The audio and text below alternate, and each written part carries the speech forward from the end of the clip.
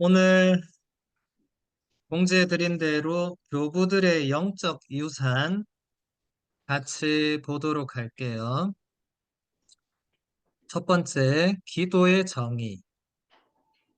요한 클리마쿠스 성인은 천국의 계단이란 작품에서 이렇게 말하고 있습니다. 본질적인 특성으로 볼 때 기도는 영혼이 하느님과 나누는 대화이고 그 효과의 측면으로 볼 때는 세상의 보존이며 세상이 하느님과 화해하는 것입니다. 네, 기도의 정의를 아주 간결하면서도 정말 핵심적인 특성을 잘 설명해주고 있는데, 먼저 기도는 영혼이 하느님과 나누는 대화이다. 네, 이 정의는 뭐 수녀님들이 너무 잘 알고 계시니까 일단 넘어갈게요. 그 효과를 볼 때 세상을 보존한다. 아마 이것도 수녀님들이 많이 들으셨을 거예요. 특히 우리 수녀님들의 기도가 이 세상을 보존하고 지탱하고 유지하는데 보이지 않는 결정적인 역할을 한다고 많은 뭐 성인들 또 뭐 현대 신학자들도 이야기를 하고 있죠. 그래서 수녀님들 항상 기도하실 때 개인적인 차원만을 생각하셔서는 안 되고 공동체적인 차원과 그걸 넘어서는 온 지구적, 온 우주적 차원도 생각을 하셔야 됩니다. 그래야 기도하기 싫어지거나 아니면 기도 중에 분심 잡념 중에 빠져 있거나 그럴 위험이 덜하겠죠. 그리고 세상이 하느님과 화해하는 것이다. 수녀님들의 기도가 세상을 하느님과 화해시키는 중요한 역할을 한다. 우리의 기도는 우리 개인만을 위한 기도로 머물러서는 안 되고 특히 우리 사제 수도자들은 세상을 위해서 자신을 봉헌한 존재이기도 하죠. 그러니까 우리는 기도를 할 때 어떤 기도든지 개인적인 차원을 항상 넘어서는 그 차원을 생각해야 된다는 겁니다. 계속 본문을 보면 그리스도인에게 기도는 내적인 삶의 표현으로 말하자면 호흡과도 같은 것입니다. 그러므로 하나로 정의하기는 쉽지 않으며 대략적인 정의들이 몇 가지 있습니다. 전통을 찾아보면 잘 알려진 세 가지의 정의가 있습니다. 하느님께 청하는 것, 정신의 상승, 하느님과 대화를 나누는 것입니다. 기도를 통하여 우리는 하느님과 통로를 이루며 이것은 무엇보다도 먼저 그분께 무언가를 청하는 행위로 표현됩니다. 예, 그리스도인에게 기도는 호흡과도 같은 것이다. 예, 어떤 교부들은 숨 쉬는 것보다 더 자주 기도해야 된다. 이런 표현들을 썼거든요. 이제 같은 맥락이죠. 우리가 호흡을 해서 숨을 들이쉬고 내마심으로 인해서 생명을 유지하죠. 그러니까 기도는 영적인 삶을 유지하는 데에 바로 그런 요소라는 거죠. 기도하지 않는 사람이 영적인 삶을 살 수가 없죠. 그런데 수녀님들은 진짜 규칙적으로 기도를 하게 되어 있기 때문에 그냥 자동적으로 숨 쉬는 거 아닌가? 이제 이렇게 생각이 될 수 있죠. 그런데 수녀님들 다 지금 호흡하시고 계셔서 알겠지만 그게 자동적인 건 아니잖아요. 우리가 호흡을 하는 거잖아요. 우리가 숨을 내쉬고 우리가 숨을 들이마시지 않으면 호흡이 안 되거든요. 기도는 비슷한 측면이 있습니다. 수도 규칙, 이제 공동체 회칙에 따라서 정해진 기도 시간에 같이 모여서 기도한다고 해서 자동으로 기도가 되는 건 아니라는 거죠. 이 미묘한 차이를 지금 수녀님들은 아마 잘 아실 거예요. 제가 몇 번 강의 때도 계속 얘기를 했기 때문에.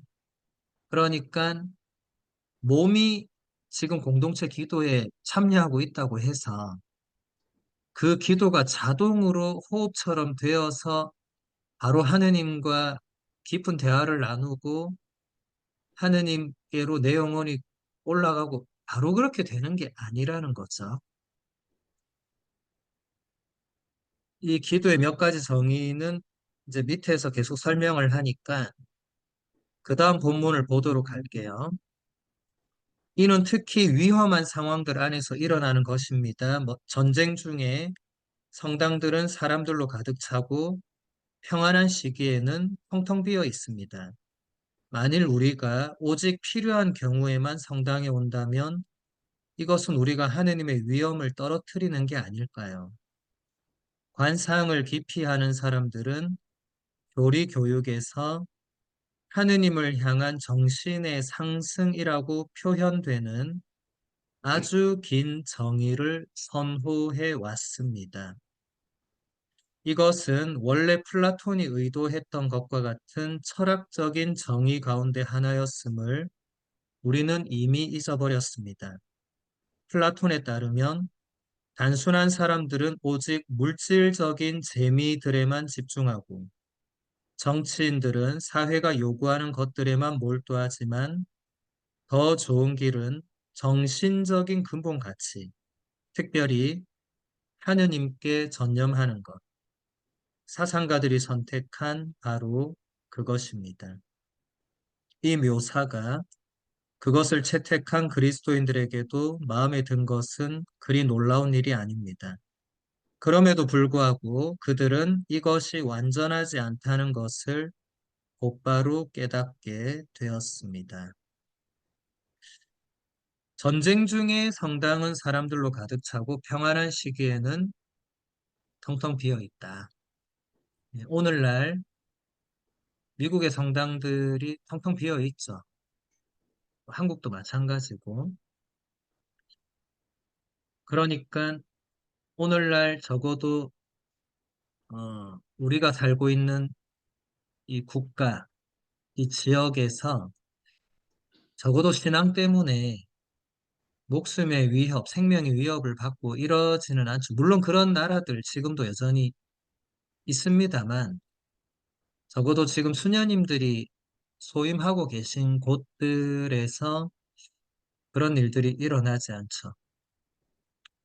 그러다 보니까 이 평온한 시기에 발생되는 이제 그 종교적인 느슨함, 영적인 나태함, 게으름, 이제 이런 것들이 역사 안에서도 끊임없이 전쟁 박해 아닐 때는 이제 그런 것과 싸워야 되고, 근데 그러다 또 전쟁 박해가 오면 그런 건 싹 사라지고, 이게 끊임없이 반복되어 왔거든요. 그러니까 지금 이 시기에는 우리가 전쟁과 박해가 없는 곳에서 소임을 하고 있다면, 이제 영적인 나태함, 게으름과 끊임없이 싸워야 되고, 신자들이 거기에 빠져들지 않게 끌어줘야 되고 도와줘야 되고, 사실 전쟁과 박해보다 더 무서운 적이 영적인 나태함과 게으름일 수 있죠. 그냥 그것은 겉으로 잘 드러나지 않는데, 우리 사제 수도자들 안에 그게 슬며시 슬며시 들어와서 자리를 잡으면서 어느 순간 나도 모르게 내 안에 있는 그런 하느님을 향한 열정, 그 서원 때의 그 첫 마음, 초심, 이런 것들을 점점 잊어가고 어느 순간 자신을 돌아보니까 내 모습은 내가 예전에 종신서원 전에 좋지 않게 봤던 그 선배의 수도자의 모습을 내가 그대로 따라가고 있는 그런 경우들이 있을 수 있다는 거예요. 누구나 조심하지 않으면 이 영적인 나태함, 영적 게으름, 이것에서 빠져나오기가 대단히 어렵습니다. 특히 수녀님들은 공동체 생활을 하고 규칙이 이미 딱딱 돼 있으니까 그것을 안 지키지 않는 이상 영적 나태함과 게으름이 별로 없는 것처럼 외적으로 보이잖아요. 그러면 이제 내적으로 들여다봐야 되는데 이제 이 부분을 끊임없이 깨어서 작업하지 않으면 그 위험해질 수 있죠. 우리 사제들은 거의 대부분 혼자 살고 같이 산다 해도 수녀님들만큼의 그런 공동생활을 하지 않기 때문에 바로 본인이 본인을 알게 됩니다. 나태해지면 본인이 그냥 기도를 안 하니까 성물도 해야 될 시간에 안 하니까. 근데 수녀님들은 안 오면 바로 알잖아요. 얘가 어디 갔지? 이렇게 되는데 우리는 혼자니까 얘가 어디 갔지가 아니고 나는 여기 있다. 이렇게 되거든요. 이게 우리는 오히려 이럴 때 참 아이러니하게 아 내가 지금 영적 나태함에 빠져 있구나라고 빨리 깨닫는데 수녀님들은 상대적으로 나는 지금 규칙 다 지키고 있는데 이렇게 되면은 내적으로 그 영적 나태함을 돌아볼 수 있는 그런 게 쉽지 않을 것 같아요. 제 생각에. 그래서 수녀님들 외적으로 그 규칙을 잘 지키는 건 뭐 기본이고 근데 내적으로 본인이 영적인 나태함에 빠져들지 않기 위해서 어떻게 해야 될까를 수녀님들 개인 묵상 때 한번 생각을 해보시면 좋을 것 같습니다. 일단 본인이 지금 영적으로 나태한지 그렇지 않은지도 살펴보시고 거기에 빠지지 않기 위해서 내가 내적으로 무엇을 해야 하는가 이것을 또 생각해 보시고 또 가능하다면 또 동료 수녀님들과 이런 얘기들을 좀 나눌 수 있으면 좋겠죠. 저는 수녀님들은 우리 사제들과 달리 그래도 영적인 대화를 나누신다고 믿고 있어요. 우리 사제들은 그런 게 좀 어렵습니다. 왜냐하면 또 혼자 살기 때문에 같이 잘 안 있고 오랜만에 만나면 영적 대화를 나누기보다 다른 얘기 할 게 너무 많거든요. 오랜만에 만나니까. 뭐 그러다 보면 그냥 또 시간이 지나니까 그냥 또 넘어가고 영적인 대화를 나눌 그게 잘 안 돼요. 근데 그러다 보면 이제 자꾸 영적인 감각이 무뎌지게 마련입니다. 사람이 자꾸 생각하고 말하는 그쪽으로 사람이 가게 돼 있는데 끊임없이 영적인 걸 생각하고 말해야 그쪽으로 가는데 그러지 않고 그냥 쓸데없는 거 계속 생각하고 말하면 또 그쪽으로 가는 거죠. 그래서 수녀님들이 공동체에서 같이 대화하고 나눔할 때 물론 100%다 영적인 걸 나누시고 할 수는 없겠지만 그래도 좀 가급적이면 그런 측면으로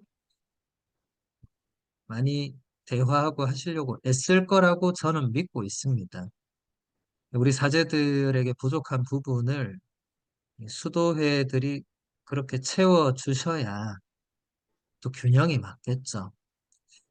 그래서 저는 수녀님들을 만나면 좋은 게 수녀님들은 그런 영적인 대화를 꺼내도 수녀님들은 전혀 그걸 어색해하거나 불편해하지 않는데 우리 신부님들은 그런 얘기 좀 꺼내면 바로 나오는 반응이 아, 뭐 여기서 그런 얘기 하냐고 이렇게 나와요. 아니면 그냥 술이나 한잔 하자 이렇게 또 나오시고 그러면 이제 그런 얘기 못 하는 거예요. 그냥 이해하고 그냥 뭐 세상 얘기 뭐 쓸데없는 얘기 뭐 그러다가 그냥 끝나는. 근데 수녀님들은 영적인 대화에 항상 열려 계시니까 어, 동료 수녀님들과 더 그런 대화를 많이 하실수록 이 내적인 게으름, 영적 나태함으로부터 본인을 좀 지키는데 도움이 되지 않을까 그런 생각을 합니다. 그 다음 본문 볼게요. 교부 시대의 관상에 관한 훌륭한 이론가 중에 한 사람이 에바 그리오 성인이었습니다. 그분도 우리에게 가능한 한 최대한 자주 하느님을 향하여 정신을 상승시킬 것을 권했습니다. 그러나 우리는 우리의 하느님이 단지 우리가 생각하는 드높은 이상이기만 한 것이 아니라 무엇보다도 우리와 이야기를 나누시는 아버지라는 것을 잊어서는 안 됩니다. 그렇기 때문에 에바 그리오는 플라톤적인 정의에 영혼이 하느님과 나누는 대화라는 전형적인 성경적 정의를 덧붙입니다. 신학 전체의 개요서를 쓰려고 했던 다마스쿠스의 요한 성인은 기도의 이 근본 요소들을 오직 하나로 결합시켰습니다. 그래서 이렇게 말했습니다. 기도는 하느님을 향한 정신의 상승이며 적절한 선을 하느님께 청하는 것입니다. 예, 에바그리오 성인은 우리 공동 수도 생활의 창시자로 일컬어지는 아주 위대한 수도 교부 중에 한 분이시죠. 예, 이 에바그리오가 이제 플라톤의 그 철학적인 개념에서 이제 이데아 세계를 향한 그리고 그 만물의 그 첫 번째 원인인 플라톤은 그것을 이제 데미우르고스라고 불렀는데 아무튼 그 신적인 존재로 이 정신을 계속 상승시키는 이건 다 플라톤 철학의 개념들이거든요. 이것을 우리 그리스도교가 특히 교부들이 그 플라톤 철학, 중기 플라톤 철학의 개념을 많이 가져옵니다. 가져온다고 표현하기보다는 빌려옵니다. 그 개념들을. 왜냐하면 그 시대가 다 그 철학이 바탕이었던 시대니까 그 시대의 언어와 개념과 사상으로 신앙의 진리를 표현하는 건 너무나 당연했던 거죠. 전혀 그 시대와 다른 언어와 사상과 개념으로 말하면 신자들이 못 알아듣잖아요. 생뚱맞은 소리만 되잖아요. 그러니까 그 과정은 누군가 무지하게 비판하는 것처럼 거기서부터 가톨릭 교회가 이단에 빠졌다고 하는 이런 말도 안 되는 비판을 하는데 대단히 무지한 거고 그것은 그 시대의 교회로서는 너무나 당연했던 겁니다.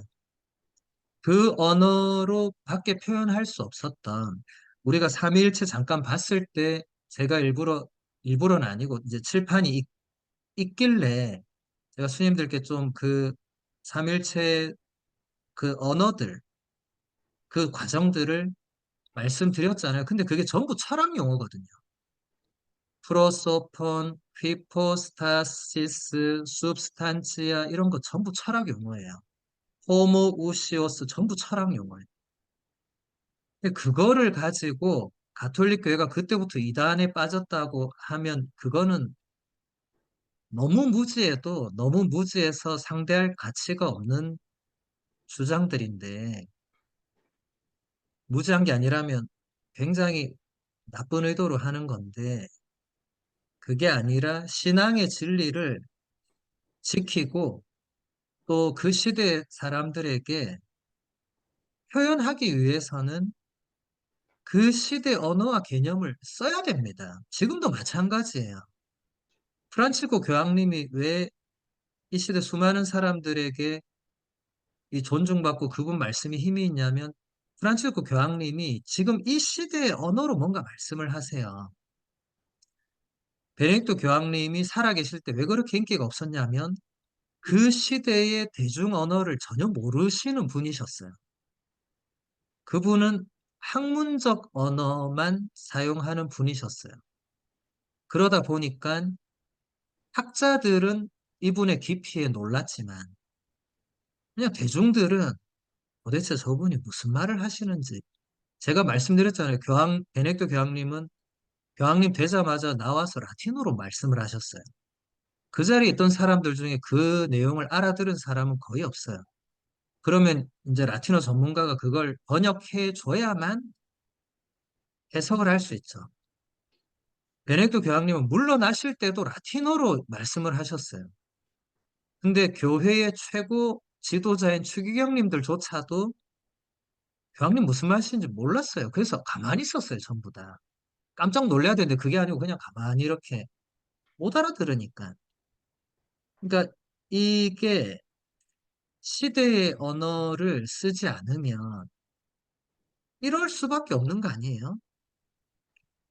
그런데 신앙의 진리를 표현하는데 시대 언어를 쓰지 않아서 사람들이 신앙의 진리와 그 교리를 전혀 알아듣지 못하고 배우지 못한다면 그 교회가 어떻게 존속이 됩니까? 안 되겠죠. 그래서 교부들은 이렇게 끊임없이 그 시대, 특히 플라톤이 교부 시대에는 거의 그 철학에는 거의 플라톤이 결정적이었습니다. 나중에 중세에 가서 그리고 토마스 아퀴나스 성인이 이제 아리스토텔레스의 철학으로 신학을 하거든요. 근데 그 이전의 교부 시대에는 아무도 아리스토텔레스를 가지고 신학을 전개하지 않았어요. 물론 몇 분이 계셨지만 주류는 다 플라톤 철학이었습니다. 그래서 이 기도에 대한 정의, 그리고 다마스쿠스의 요한 성인이 교부 시대의 거의 마지막 인물인데 이분이 이 교부 시대를 한번 종합 정리하는 작품을 쓰면서 기도에 대한 정의를 이 마지막 문장 보면 이렇게 말하죠. 기도는 하느님을 향한 정신의 상승이며 적절한 선을 하느님께 청하는 것이다. 그래서 수녀님들 개인 기도든 공동 기도든 하실 때 이 두 가지를 지향점을 두고 하셔야 됩니다. 그냥 시간 됐으니까 기도하러 가야지. 그거는 좋은 기도의 준비는 아니겠죠. 하느님을 향해서 내 마음과 영혼과 정신을 들어 높이는 게 기도이기 때문에 수님들 기도하실 때 기도 중에 이것을 의식해서 자꾸 하느님께로 나의 마음을 끌어올리려고 해야 내 마음이 자꾸 밑으로 안 가겠죠. 우리는 수님들 다 인간이니까 내가 끌어올리려 노력하지 않으면 자꾸 인간은 이 본성을 따르게 돼 있거든요. 본능을 따라가게 되어 있어요. 아리스토텔레스는 인간은 생각하는 동물이다 이렇게 정의를 했어요. 위대한 철학자니까 그분 말이 어느 정도 맞다면 인간은 생각하지 않으면 동물과 비슷한 처지로 갑니다. 기도할 때 이게 적용해보면 이 말이 그대로 이해가 되죠. 정신을 하느님께로 상승시키지 않으면 자꾸 동물적으로, 자꾸 낮은 쪽으로 내려가게 된다는 거예요. 인간이 그런 존재입니다. 사도 바오로가 그래서 하느님께서는 당신의 보물을 질그릇 같은 우리에게 담아 주셨다고 표현하잖아요. 우리가 하느님의 선물을 우리 안에 받는 그릇인데 이게 쇠그릇이면 참 좋겠는데 그게 아니고 질그릇, 질그릇은 수님들 다 아시죠? 그냥 탁 하면 깨지잖아요. 우리는 우리 존재와 우리 내면이 계속 깨지는 경험을 많이 해왔죠. 한번 깨진 마음을 회복시키기에는 굉장히 오랜 시간과 노력이 걸리죠. 그러니까 우리가 기도할 때 정신을 끊임없이 상승시키려는, 이건 조금 쉽게 말하면 끊임없이 내면이 하느님께로 향하도록 하는, 이게 기도의 이 바탕에 깔려 있어야 되고, 두 번째는 적절한 선을 청해야 된다. 물론 우리 수녀님들이 하느님께 아무거나 청하진 않겠죠. 제가 떼제 성시간 때 수녀님들 기도를 들었을 때도 정말 수녀님들 다운 청원이라고 느꼈으니까. 아마 다마스쿠스 요한 성인도 적절한 선이라는 그 단어 이상 많이 쓰지 않은 것은, 그것을 어느 정도 기도하는 영혼은 그게 뭔지를 알기 때문에 그렇게 했으리라 생각됩니다. 이제 수녀님들 말고 그냥 보통 그냥 평범한 신자분들은 청원기도 가끔 뭐 청하세요 물어보면 좀 적절한 선이 아닌 청원들을 많이 하시죠. 그건 뭐 어쩔 수 없는 거죠. 개인적인 부분이니까. 네, 그럴 때는 조금 수녀님들이 조심스럽게 영적 지도를 해 주시는 게 필요하겠죠. 신자들은 내적인 생활을 거의 안 하고 계시거나 아예 안 하고 계시거나 못 하고 계시는 분들이 많기 때문에 이런 부분을 이해를 못 하실 거예요. 제가 여러 신자들 분들 본당, 다른 본당 이런 데 가서 강의나 강론이나 이런 거 설명할 때 그 신자들을 보면 전혀 무슨 말인지 이해를 못 하시는 게 보이더라고요. 그러니까 이런 부분에서 우리가 아직도가 아니라 우리 사제 수도자들이 할 일이 많습니다. 신자들을 내적 생활로 끌어오는 게 우리의 큰 임무고 역할이 돼야 됩니다. 우리만 내적 생활 잘하고, 우리만 정신이 상승해서, 우리만 천국의 계단을 밟고, 아무것도 모르는 신자들은 그냥 날마다 비참한 이 세속의 삶에서 헤어나지 못하고, 뭐가 안 맞잖아요. 우리가 그러려고 부르심의 길을 걷는 건 아니거든요. 그러니까 우리는 항상 우리 자신도 물론 충실해야 되지만, 어, 이 영적인 삶에 전혀 들어오지 못하고 있는 발터 카스퍼 추기경의 표현을 빌리며 세례는 받았지만 전혀 복음화되지 못한 그리스도인들을 복음으로 이끌어들이고 영적인 삶을 알려주고 기도를 가르쳐주고 이걸 우리가 해야 됩니다. 스님들 우리가 안 하면 누가 하겠습니까? 누군가 하겠지 이 생각은 대단히 좋지 않은 생각입니다. 누군가 하겠지 이거는 위험한 생각입니다. 왜냐하면 여기서 누군가가 특정이 안 되거든요. 이건 사실 좀 이기적인 생각입니다. 누군가 하겠지 말은 나는 안 하겠다는 게 깔려 있거든요. 우리는 그렇게 하면 안 됩니다. 물론 우리 수녀님들 지금 소임지는 그러기 쉽지 않은 장소란 걸 제가 잘 알고 있습니다. 그런데 수녀님들 우리가 언제 뭐 쉬운 소임지 간 적이 있어요? 아마 수녀님들 지금까지 한 번도 쉬운 소임지를 가보신 적 없을 거고 앞으로도 없을 겁니다. 옆에 수녀님이 쟤는 맨날 쉬운 데 가고 이렇게 보일지라도 그분한테 물어보면 전혀 나는 맨날 쉬운 데 가서 좋네 이렇게 말하는 분이 없어요. 뭐 쉬운 데가 어디 있습니까? 다 다 힘들고 어렵죠.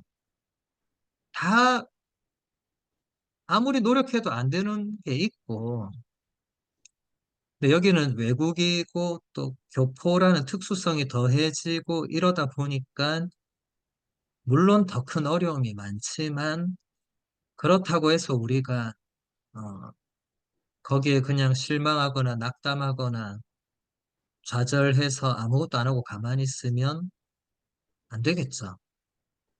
아무것도 안 하면 아무 일도 일어나지 않는데 그렇게 되면 그 신자들은 계속 방치되는 거죠. 그래서 우리가 어, 해야 할 일이 우리의 임무는 언제나 막중한 것입니다. 그래서 수녀님들이나 저나 많은 영혼을 하나님께 끌어들이고 그럴 능력이 없어요.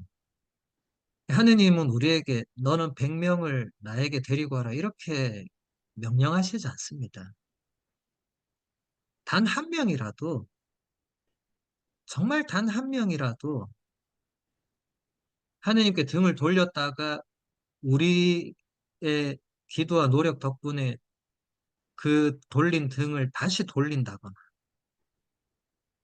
단 한 명이라도 전혀 내적인 삶을 모르다가 조금 발을 담근다거나 우리가 그것을 할 때 그걸로 충분하다. 예수님의 그 말씀, 단 한 마리 잃어버린 양을 찾았을 때 하늘에서 기뻐한다는 그 비유를 수녀님들이 힘들고 어려우실 때마다 꼭 기억하시면 좋겠습니다. 우리는 99마리를 위해서도 물론 뭔가 해야 되겠지만 단 한 마리 양을 예수님께서 강조하신 이유가 있는 거거든요. 마더 데레사 성녀가 우리는 한 번에 한 사람만 사랑할 수 있다고 강조했던 게 같은 맥락이거든요. 한 번에 여러 사람을 동시에 끌어들이는 건 지금 교황님 같은 분이 하시고 있잖아요. 우리가 안 해도 되고 우린 사실 못합니다. 우리가 할 수 있는 아마 수녀님들도 아무리 지금 소임지가 힘들고 어렵고 사람들이 마음의 문이 닫혀 있어도 수녀님께 마음을 여는 한 명의 영혼은 있을 거라고 봅니다. 그 한 명도 없다면 거기에 대해서는 제가 드릴 말씀이 없네요. 근데 한 명이라도 수녀님 말씀을 따라오고 마음을 열고 하느님을 향한 열망이 있다면 그 한 사람에게 이런 걸 가르쳐주고 이끌어주고 물론 제가 여기서 얘기하는 거는 걔만 이뻐해라. 그런 거 아닙니다, 수녀님들. 뭐 다 아시겠죠? 그러면 안 되고 그 한 사람한테 막 애지중지하고 애착하고 나머지 다 등 돌리고 이러시면 안 되고 제가 말씀드리는 거는 그 한 사람만이라도 우리로 인해서 수녀님 제가 정말 수녀님을 통해서 하느님과 가까워졌어요라고 말하는 걸 우리가 떠날 때 듣게 된다면 그걸로 충분합니다. 하나님께서 우리에게 많은 걸 요구하시지 않습니다. 그런데 아무것도 안 하는 건 문제가 있는 거예요. 수녀님들 미나의 비유 기억해 보세요. 한 미나를 받은 종이 한 미나를 그대로 수건에 싸서 땅에 묻어뒀다가 어떻게 됐습니까? 혼나잖아요. 그건 안 되는 겁니다. 우리들 대부분은 한미나를 받은 종들이거든요. 우리는 물론 수행들 중에 5미나 10미나 받은 분들이 계실 수 있어요. 근데 대부분 우리는 저를 비롯해서 우리는 한미나를 받았습니다. 근데 한미나를 받았는데 한미나를 받아서 한미나를 더 벌기 위해서 애써야 되는데 나는 쟤는 5미나 받았고 쟤는 10미나 받았는데 나는 한미나밖에 안 받았으니까 나는 그냥 뭐 한미나로 그냥 요래 살지 뭐. 그거 안 된다는 거예요. 예수님 말씀은. 그러면 예수님께 받을 상이 없는 거예요. 한 미나를 받았다는 거는 그걸로도 할 일이 있다는 거예요. 그리고 하느님께서는 우리들 모두 각자에게 최소 한 미나 이상은 다 주시는 분입니다. 그리고 많이 받은 사람 절대 부러워할 필요 없습니다. 하느님께서는 많이 주신 그분에게는 많이 요구하시거든요. 그게 좋은 분은 그걸 부러워해도 되지만 저는 별로 안 부러워하고 싶어요. 저는 그냥 적당히 받고 그걸로 그냥 적당히 해야지 그거 너무 많이 받았다고. 물론 많이 받은 분은 좋겠지만 많이 받은 만큼 그걸로 또 더 많은 일을 하셔야 됩니다. 물론 교부들이 성인들이 그러했죠. 그래서 우리도 얼마든지 할 수 있고 할 일은 많습니다. 그 다음 본문. 우리가 처음에 무엇보다도 청원을 통해서 하느님께로 향하는 것은 이해할 만합니다. 아기들도 부모에게는 그렇게 행동합니다. 아기들은 뭔가가 필요할 때 부모를 찾아다닙니다. 아기들은 오직 삶의 의문점들 안에서 부모에게 조언을 구하러 간 이후에야 그리고 오직 결국에 단순히 부모를 인간적으로 존경하고 그들에게 감탄할 줄 알게 됩니다. 그래서 우리는 비가 올 때에만 교회를 찾고 바깥에서 태양을 찾으려는 사람들을 경멸해서는 안 됩니다. 한 사람이 인생의 참된 태양이 오직 하느님뿐이라는 사실을 깨닫기 위해서는 인내가 필요합니다. 저는 이 마지막 문장이 제가 아까 말씀드린 그 부분에서 우리가 지녀야 할 가장 중요한 덕목이라고 생각합니다. 지금 이 본문에서 한 사람을 말하고 있잖아요. 우리가 100사람이 인생의 참된 태양이 이렇게 하지 않고 한 사람, 단 한 사람이라도 하느님밖에 없다는 이 진리를 깨닫게 하는 그 과정도 인내가 필요하다. 한 사람도. 그러면 5사람, 10사람, 100사람 끌어올 때는 몇 배의 인내가 더 필요하겠죠. 근데 어쨌든 이 맥락은 프란치스코 교황님의 복음의 기쁨에서도 교황님이 복음을 전하는 일꾼들이 어떻게 해야 되는가를 자세하게 설명하실 때 이 똑같은 맥락으로 얘기하시거든요. 기다리고 인내할 줄 안다는 거예요. 복음을 받아들이는 사람들이 복음을 바로 못 받아들이기 때문에 계속 참아주고 기다려주고 기도해주고 그렇게 할 수밖에 없다는 거예요. 교황님이 그걸 잘 알고 계신 분입니다. 그래서 복음의 기쁨에서 그 부분을 상세히 다루고 계시거든요. 제가 수님들 몇 번 말씀드렸지만 복음의 기쁨은 지금 나온 지 10년이 넘었지만 여전히 그 가치는 지금 우리의 이 수도 생활과 선교에 그대로 적용되는 기준이고 가치입니다. 그래서 수녀님들 좋은 책은 한 번 읽고 덮으면 안 되고 다시 또 보고 또 보고 해야 됩니다. 성경도 마찬가지잖아요. 수녀님들 사실 성경을 지금 뭐 한두 번 읽으신 게 아니잖아요. 그런데도 끊임없이 또 펼쳐서 읽고 묵상하고 같은 구절도 또 묵상하고 하는 것은 그 안에 담겨진 그 보화가 적혀 있는 그 글자로 끝나는 게 아니라는 걸 잘 말해주죠. 교부들의 작품도 그렇고 성인들 작품도 그렇고 뭐 좋은 신앙 서적도 그렇고 또 우리가 내가 한 번 읽고 공부했다고 해서 그걸 다 내 안에 체득하느냐? 아니죠.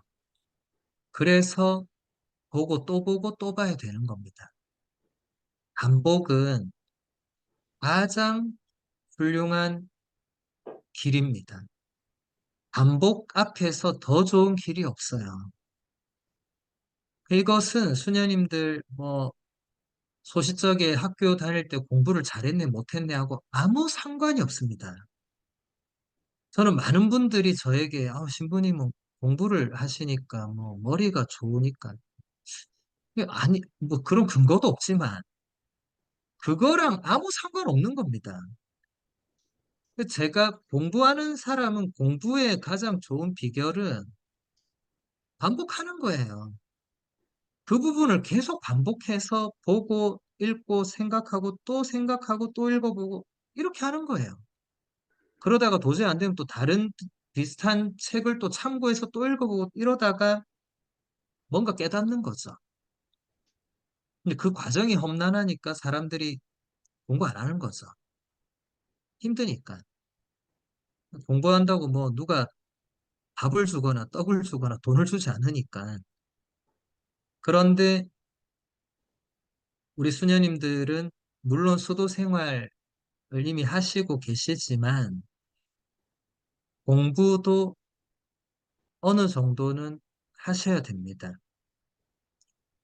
아우구스티노 성인이 이 신앙과 이성에 대해서 정말 기본적으로 우리에게 요약해 준 문장이 있는데 믿기 위해서 이해하고 이해하기 위해서 믿는다. 이 문장이 아우구스티노라는 이 위대한 사상가로부터 그 뒤에 교부들에게는 사실 이 문장이 크게 영향을 미치지 않았고 중세에 이제 이 아우구스티노를 다시 찾아낸 사상가들, 성인들이 이제 중세 때 이것을 발전시켜서 이제 스콜라 철학, 중세 스콜라 신학이라는 이 체계가 만들어지고 거기서 가장 그 중심에 우뚝 선 사람이 토마스 아퀴나스라는 성인이고 그래서 수녀님들 이 신앙은 수도 생활은 이해하는 것도 이게 같이 동반이 돼야 됩니다. 그래서 수녀님들이 입회하신 뒤부터 지금까지 계속해서 수도 생활을 오래 하셨음에도 불구하고 계속 교육을 받잖아요. 월피정, 연피정, 연수 또 기회만 있으면 교육을 받잖아요. 근데 어떤 수녀님들은 아니 내가 이제 기본 교육 다 졸업한 지가 언젠데 왜 계속 이렇게 교육을 받나 이런 생각을 하실 수 있지만 저는 교육은 죽을 때까지 받아야 된다고 생각합니다. 제가 공부를 해서 그런 게 아니고 제가 공부를 조금 해보니까 이거는 조금 해서 될 일이 아니란 걸 알았기 때문에 죽을 때까지 해야 된다. 수행들이 저처럼 하실 필요는 전혀 없으시고, 근데 제가 지금 말씀드리는 거는 그런 쪽으로 아예 손을 놔서는 안 된다는 거예요. 신부님, 저는 그냥 수도 생활만 충실히 하겠습니다. 그 문장의 의미를 제가 잘 이해를 못 하겠는데, 저는 그 안에 이 어느 정도 지적인 작업이 들어가야 된다는 그 말씀을 드리는 거예요. 제가 이런 얘기하면 대부분 사람들은 고리타분하고 신부님 본인이 그래 공부하는 사람이니까 바로 이렇게 치부해요. 아마 지금 여기 계신 수녀님들도 그런 분이 몇 분 계실지 모르겠어요. 공부하는 사람이 공부 얘기하는 건 뭐 당연하다 이렇게 생각하겠죠. 근데 저는 그런 맥락으로 말씀드리는 거 아닙니다. 제가 수님들께 몇 번 말씀드렸잖아요. 제가 로마 가기 전에 보좌 신부 생활 3년 할 때 딱 3년 하고 나니까 더 이상 성경을 묵상할 때 이게 내면에서 뭐가 나오는 게 없다는 걸 제가 깊이 깨달았어요. 아무래도 나오는 게 없었어요. 아무래도. 신학교 10년 공부한 게 딱 3년치라는 느낌이 들더라고요. 그렇다고 제가 그 3년을 그냥 하염없이 놀았느냐? 아닙니다. 아닌데도 그게 제가 그때 느낀 거는, 아, 뭔가 더 끊임없이 공부했어야 되는구나. 왜냐면 제가 보좌 신부 3년 때 신학생 때처럼 공부는 안 했으니까. 계속해야 되는구나 이러고 있다가 주교님께 불려가서 유학 갔는데, 그거는 제가 주교님께 미리 청하거나 주교님이 텔레파시로 저의 속마음을 읽으시거나 이런 건 전혀 아니었어요. 그냥 세속적으로 말하면 우연의 일치로, 신앙적으로 말하면 하느님의 섭리로 그 순간 제가 로마로 가게 되었죠. 그래서 저는 이미 그때 이 신앙의, 우리 부르심의 길에, 우리 수도 생활에, 이 사제 생활에 이 이해하기 위한 부분, 이것이 지속돼야 된다는 걸 깨달은 겁니다. 이것 없이 성경 묵상이 깊게 되기가 어렵습니다. 물론 스님들 소임에 따라서 이거는 또 다른 차원일 수 있습니다. 하루 종일 장애인 시설에서 장애인을 돌보는 소임을 맡은 분이 잠깐 독서하는 건 쉽지 않죠. 그리고 그 소임 안에서 뭔가 더 깨닫는 게 많을 수 있겠죠. 그렇지만 그럼에도 불구하고 우리 지난 세기에 그런 뛰어난 그런 영성을 보여줬던 엠마누엘 수녀님이라든지 또 그 프랑스의 이 아베 피에르 신부님 같은 분들은 평생을 그런 분들을 위해서, 마더 데레사 성녀도 마찬가지죠. 평생을 그런 분들을 위해서 온 존재와 삶을 바쳤지만, 그분들이 영적 독서, 이런 신학 작업, 이런 쪽으로 소홀했느냐? 그렇지 않습니다. 그분들은 그 와중에 우리보다 훨씬 많은 책을 읽었고, 그 시대 철학자들을 탐구했고, 그걸 가지고 또 자신의 그 영성을 더 깊게 발전시켰고, 다 그렇게 했거든요. 그래서 수녀님들 그걸 분리시키면 안 됩니다. 우리 수도 생활이 기도 따로, 공부 따로, 이렇게 될 수 없잖아요. 그런 움직임은 위험합니다. 내 안에 그런 경향이 있다면 그거 조심해야 됩니다. 우리는 수녀님들 개인적으로는 따로 국밥을 좋아하는 분이 계실지 몰라도 이게 따로따로 가서는 안 되는 거예요. 소임이 바뀐다고 해서, 아, 내가 이번에는 이 활동적인 소임이 왔으니까 난 3년 동안 이제 책은 덮어야지, 이러면 안 된다는 거예요. 물론 그런 분은 아무도 안 계시겠지만, 반대로도 마찬가지예요. 나는 이번에 책을 보는 소임을 왔으니까 나는 잠시 가난한 사람을 도와준 거 접어야지. 그렇게 말이 안 되잖아요. 그렇게 우리가 삼단분리로 무슨 태권브이처럼 그렇게 우리는 살 수가 없잖아요. 이게 그래서 우리가 스님들 통합의 영성 이런 표현 쓰잖아요. 그게 뭐 거창한 게 아니고, 그 영성이라는 게 그렇게 따로따로 분리시킬 수가 없다는 겁니다. 사실 신학도 보면 신학교에서 수녀님들, 신학교나 교리신학원에서 혹은 또 수녀원에서 신학 배우실 때 너무 구체적인 과목들이 많아서, 아우, 신학은 왜 이렇게 머리가 아프나, 이런 분들 계셨을 거예요. 근데 그거 다 배워보신 분들은, 아, 이게 다 따로 노는 게 아니고 다 그건 통합되어 있는 거예요. 통합이 되어 있지만 조금 더 특정한 부분을 깊게 배우는 거죠. 그냥 하느님에 대해서 그냥 배우면 되는데, 그냥 배운다는 게 오늘날의 시대의 체계에서는 그런 게 없으니까, 그걸 더 세분화해서 또 2000년 동안 거기에 대해서 쌓아져 온 그 교회의 신앙의 유산을 따로따로 볼 수밖에 없는 거죠. 그래서 항상 통합적인 마인드로 수녀님들이 임하셔야 됩니다.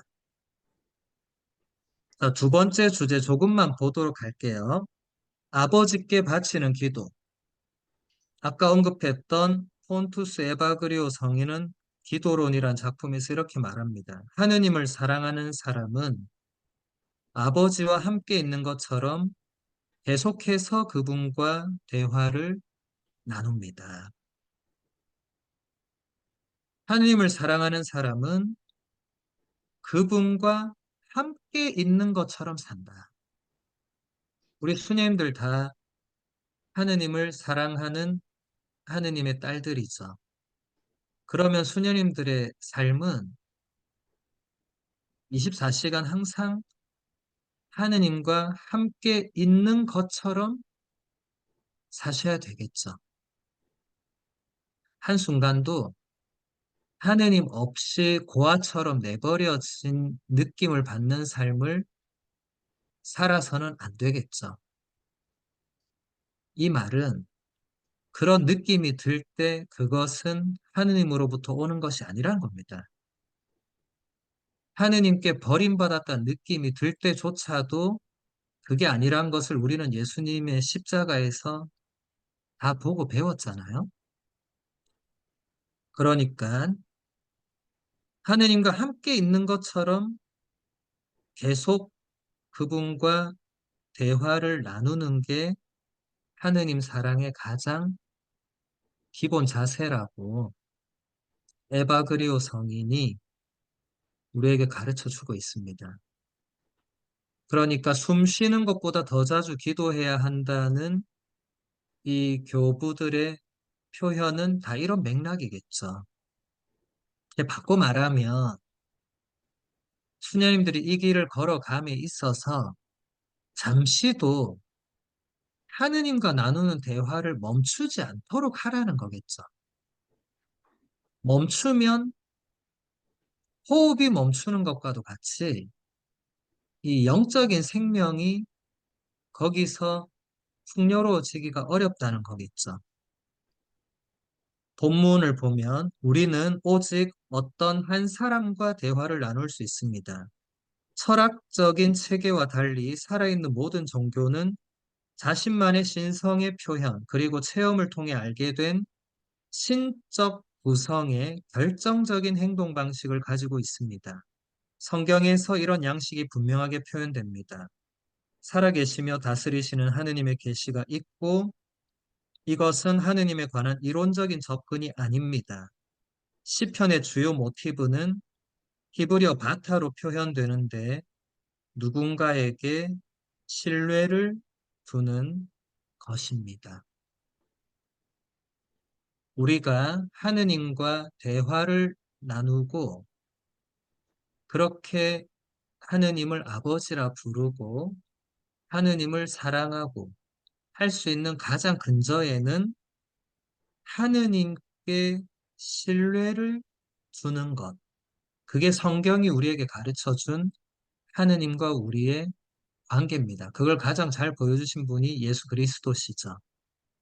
우리가 떼제 정시간 때 노래했었잖아요. 아버지, 제 영혼을 아버지 손에 맡기나이다라는 그 시편의 9절. 그리고 예수님이 십자가 위에서 직접 말씀하셨던 바로 그 9절. 그것이 우리의 기도가 되어야 하는데 그러려면 우리도 시편 저자처럼 그리고 예수님처럼 하느님을 신뢰해야 되겠죠. 사실 수녀님들이 수도 생활을 여기까지 온 것은 본인의 부단한 노력이 물론 있었지만 하느님을 향한 신뢰가 계속 이어져 왔기 때문에 우리가 여기까지 온 거죠.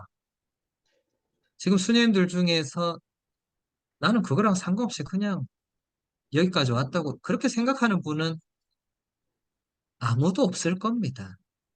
그렇게 생각하고 수도 생활을 오래 할 수는 없거든요. 근데 하느님을 신뢰하는 우리가 여기까지 잘 왔다고 해서 앞으로 그냥 잘 간다는 보장은 없습니다.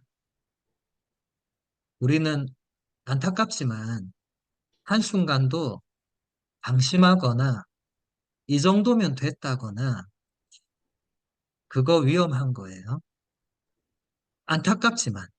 왜냐하면 좀 그러고 싶잖아요, 수녀님들. 간혹 좀, 좀 진짜 쉬고 싶다. 좀 내려놓고 싶다. 좀 안식년을 하고 싶다. 인간적으로 지치고 할 때 그럴 수 있는데 왜 장상이 그걸 허락 안 해주느냐. 그렇게 탁 놓아버릴 때 그 닥치는 위험이나 그 결과를 장상은 알고 있다는 거죠. 특히 우리가 겉으로 보기에는 다들 굳건하고 강하게 보이지만 우리 내면에 그 약함들이 있고, 물론 장상이 그런 걸 다 알지는 못할지라도